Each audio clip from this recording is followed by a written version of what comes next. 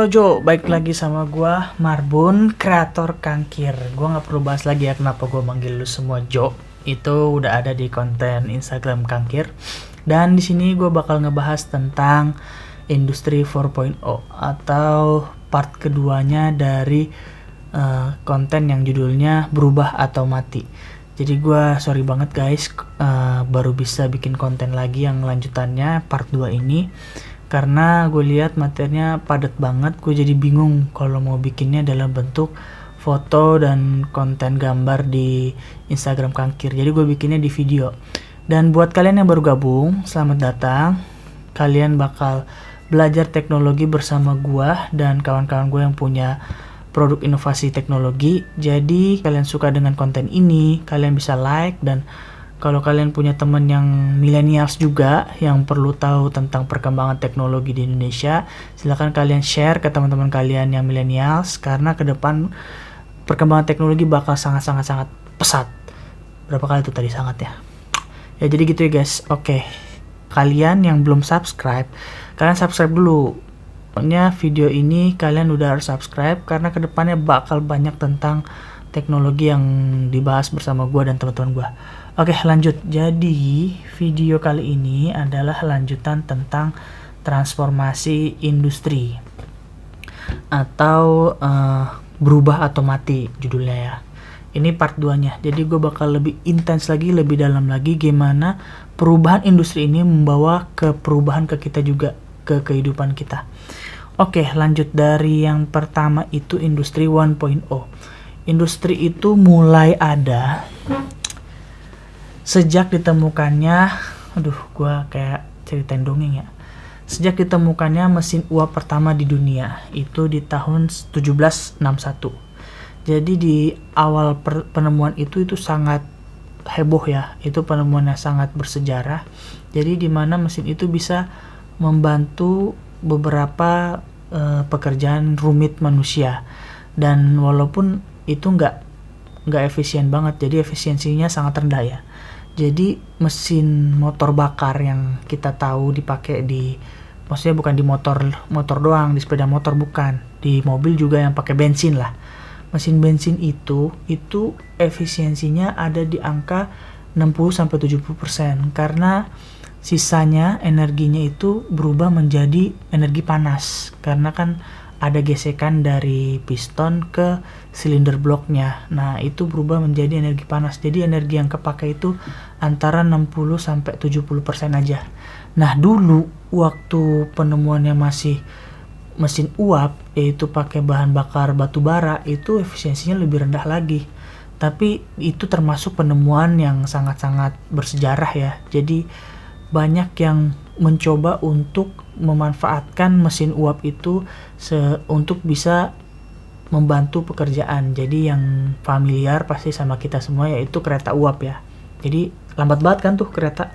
Nah, itulah pertama kali mesin digunakan untuk industri pariwisata, yaitu jalan-jalan pakai kereta uap. Nah, sekarang itu cuman terpajang. Jadi ngaruhnya ke kehidupan manusia waktu itu yaitu banyak keilmuan di bidang, khususnya di bidang mesin, untuk coba memanipulasi atau merancang bentuk pekerjaan manusia. Jadi kebanyakan di awal-awal penemuan ini itu membutuhkan keilmuan mesin, yaitu tadi merancang pergerakan dan merancang mekanisme-mekanisme lainnya.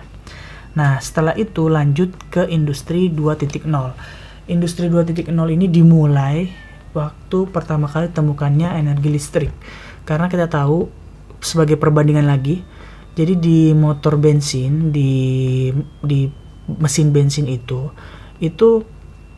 efisiensinya tadi ya 60-70%.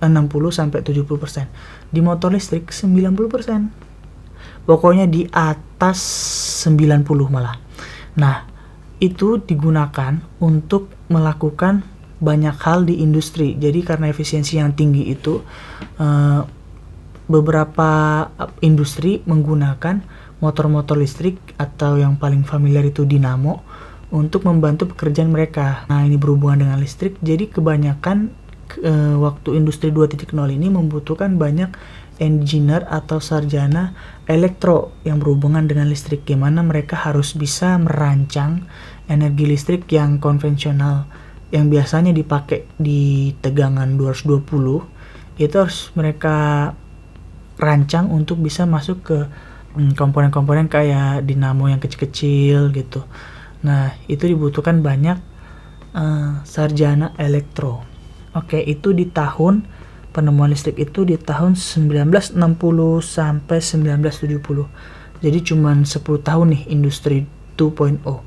Lanjut ke industri 3.0. 3.0 ini dimulai waktu pembuatan robot. Jadi dari industri yang kegiatan industri yang semakin aktif karena adanya efisiensi yang tinggi itu dari listrik, jadi semakin banyak pekerjaan. Nah, saking banyaknya pekerjaan nih, manusia butuh bantuan untuk bisa melakukan hal-hal yang sederhana tapi butuh kecepatan dan ketelitian yang tinggi. Maka dari itu mereka membuat robot. Nah, robot-robot ini diprogram untuk bisa melakukan hal yang tadi, yang cepat dan ketelitian tinggi. Nah, jadi di industri 3.0 ini kebanyakan membutuhkan sarjana ya masih sama, yaitu listrik dan juga mekanik juga, karena dia harus bisa merancang mekanisme untuk melakukan hal-hal yang tadi, yang sederhana namun cepat itu. Jadi di sini kolaborasi antara elektro dan mesin, jadi namanya mekatro, mekanik dan elektro, yoi. Nah, itu dia industri 3.0 itu di tahun 1980 sampai 2000-an, bahkan sampai sekarang masih mengembangkan banyak model robot untuk bisa melakukan hal-hal yang lebih kompleks lagi. Oke, lanjut ke industri 4.0. 4.0 ini yang sedang kita alami, tapi sebenarnya belum di Indonesia, masih di luar negeri sana. Dan di luar negeri juga belum terlalu padat aktivitas 4.0 ini, masih di 3.0. Nah, di Indonesia belum kena nih 4.0. Karena apa? Karena di 4.0 ini adalah pemanfaatan dari internet. Nah, internet di Indonesia belum semua daerah Indonesia itu ada internetnya, dan internet itu masih lemot banget. Dan sebenarnya di 4.0 ini akan menjadikan internet sebagai titik fokus, di mana banyak negara sudah ada beberapa yang melaunching internet 5G, di mana 5G ini berkecepatan sampai 20 kali dari kecepatan 4G, di mana 4G kita paling banter ketemu 100 Mbps ya. Jadi kalaupun lu ketemu di atas itu sebenarnya udah masuknya lingkup 5G, tapi provider lu masih di 4G, memungkinkan masih bisa menggunakan 4G. Nah, di 5G itu sampai 2 Gbps, 2 giga per detiknya. Nah, itu yang bakal ngebantu mesin-mesin ini, robot-robot ini di industri 3.0 ini saling berkomunikasi. Jadi perbedaan antara industri 3.0 sama 4.0 itu ada di komunikasi robotnya. Kalau di 3.0 tadi sudah diprogram, dia itu nggak bisa melakukan hal lain selain yang sudah diprogram. Tapi kalau di 4.0 ini codingnya tingkatnya lebih tinggi lagi, memungkinkan untuk robot itu belajar sesuatu dan mencari eksekusi yang paling tepat. Jadi jadi robot-robot ini bisa saling berkomunikasi dan bisa terus belajar memanfaatkan data-data dari big data yang awalnya itu dari Internet of Things, yaitu keadaan-keadaan atau kegiatan-kegiatan kita yang menggunakan internet direkap di big data dan dianalisa untuk digunakan sebagai inputan ke robot yang sudah di-coding yang tadi tingkat tinggi itu. Jadi pusing nggak? Jadi itu pokoknya di 5.0 itu 5 lagi belum 4.0 itu berhubungan dengan internet. Jadi ke kehidupan kita bisa lihat, kita bahkan kayaknya nggak bisa nggak sedetik juga sih, kita bahkan kayaknya nggak bisa hidup tanpa internet. Kayaknya kita tuh nggak bisa bahkan ninggalin HP kita cuman buat ke warung bentar, itu sulit banget karena informasi itu menjadi sesuatu yang sangat vital. Kita harus tahu informasi terkini, kita pengen tahu apa yang lagi tren, KKIK, terus jadi bintang Emon, terus jadi apa lagi besok, apa lagi. Kayak kita harus tahu itu gitu. Jadi itu yang menjadi fokusan dari industri 4.0 yaitu internet. Dan karena berhubungan dengan internet, jadi keilmuan yang banyak dibutuhkan di keadaan sekarang ini yaitu ya benar banget IT. Gimana mereka harus bisa merancang internet ini sebagai suatu yang bisa memberikan value dalam bentuk service ataupun hardware ataupun apapun itu. Jadi membutuhkan engineer IT kayak gitu. Itu aja sih sebenarnya, cuman ini baru 11 menit, jadi gue bakal ngebahas lagi dikit tentang apa aja selain internet. Ya fokusannya di 4.0 itu internet, tapi sebenarnya ada lagi yang lain yang mendukung internet industri 4.0 ini. Oke, gue bakal sebutin, tapi gue sebutin aja, tapi nanti kalau ada yang sepintas gue perlu mention di situ, gue bakal kasih tahu, tapi nggak semua ya, untuk mempersingkat waktu. Jadi ada 9 pilar yang akan mendukung industri 4.0 ini, yaitu yang pertama simulation and augmented reality. Jadi ada di materi Kangkir, di Instagram Kangkir, kalau nggak ke-5, kalau nggak ke-6, gue lupa. Jadi itu tentang tentang virtual dan augmented reality. Jadi virtual reality ini adalah sebenarnya sesuatu yang maya yang disetting supaya seperti realita. Nah, jadi keuntungannya ada di satu negara, Amerika, itu menggunakan virtual reality sebagai simulasi mereka untuk berperang. Jadi digunakan oleh tentara mereka untuk simulasi perang. Nah, ini kan bisa menghemat biaya karena mereka nggak harus bawa tentara mereka ke hutan terus bedil-bedilan kayak gitu kan. Ini kan cuman perlu lahan yang disetting sedemikian rupa supaya seperti sedang ada di hutan atau di medan perang begitu. Nah, itu tentang simulation dan augmented reality. Selanjutnya horizontal and vertical integration. Kalian cari sendiri di Google, ini penting juga sebenarnya.